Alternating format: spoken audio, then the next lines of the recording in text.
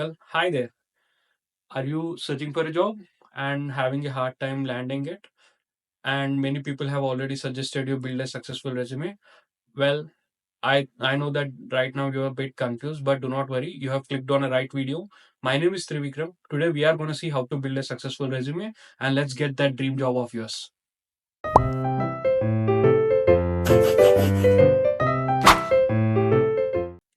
Now that you have decided to build your resume, now let's discuss this point.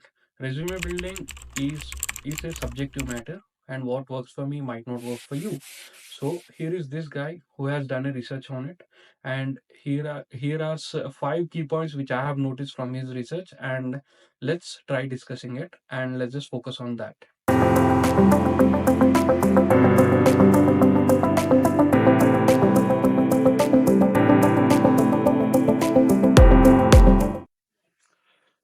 In Austin's research, he has used around 125,000 resumes.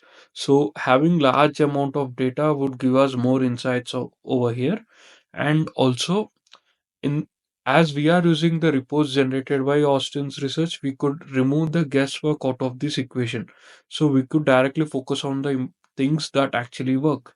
So in his findings, the first point that he found was resumes which include a LinkedIn profiles has saw better results in landing a job. And the second one is candidates only include 51% of the keywords and skills, and they have heavily underrated on their soft skills.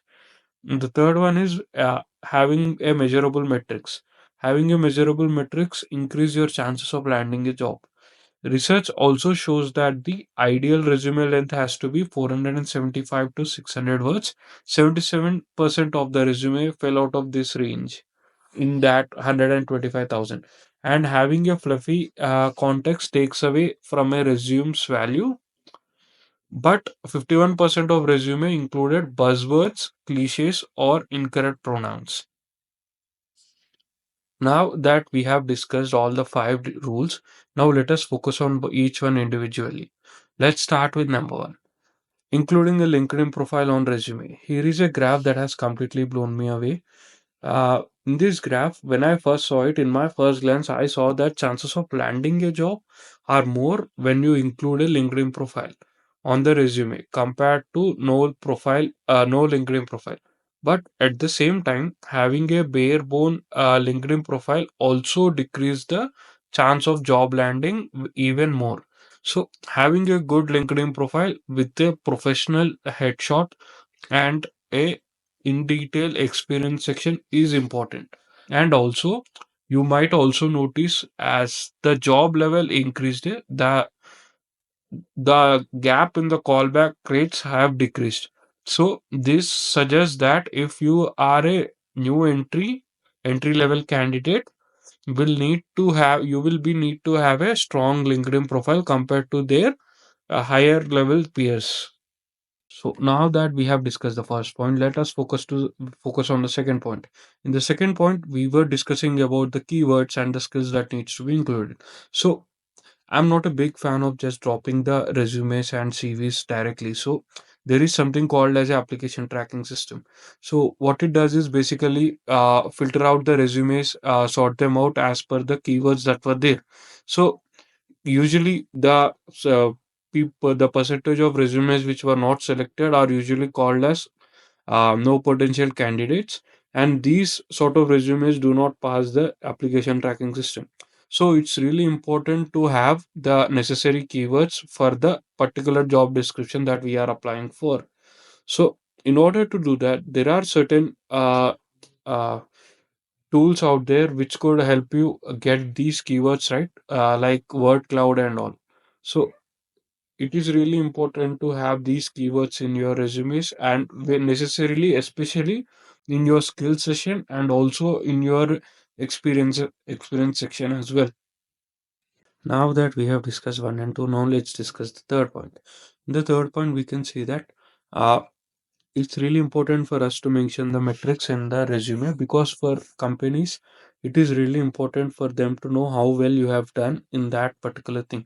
So having a metrics added in your resume, in especially in your experience session or else even in your project section as well. So have the in the research, in 125,000 resumes, only 26% of them had this matrices right. So the rest got rejected because they didn't have the right metrics in them. And by this report we can totally say that having a metrics is very very important and it stands out from the rest of the resumes. Now that we have discussed 1, 2, and 3, now let's focus on the fourth point. The fourth point is like the ideal resume length has to be somewhere between 475 to 600 words.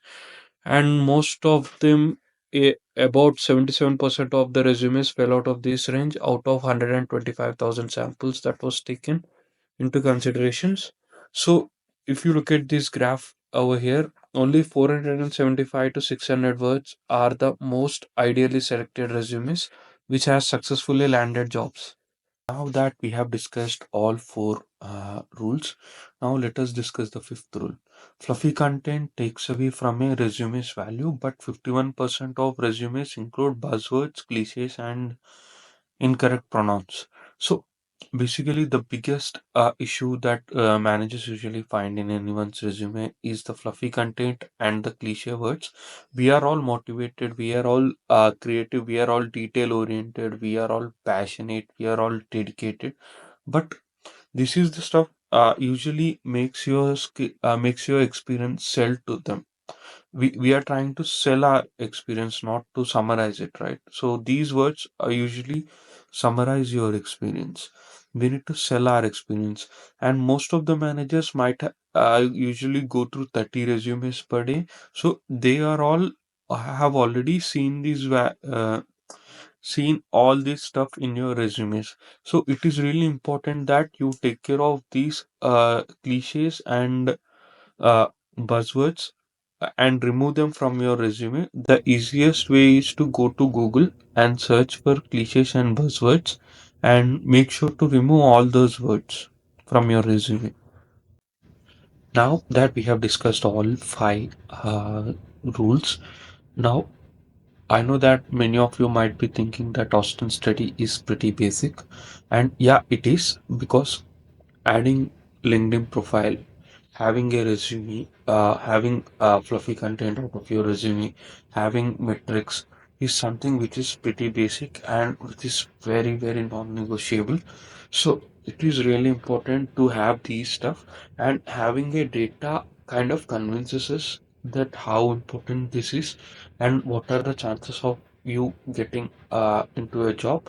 So these are the mistakes that we can't do. If we do any of these mistakes, the chances of you getting a job drastically decreases.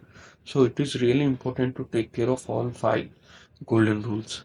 So that's it for this video, guys. I hope all these five rules help you build your resume, and we'll meet in our next video.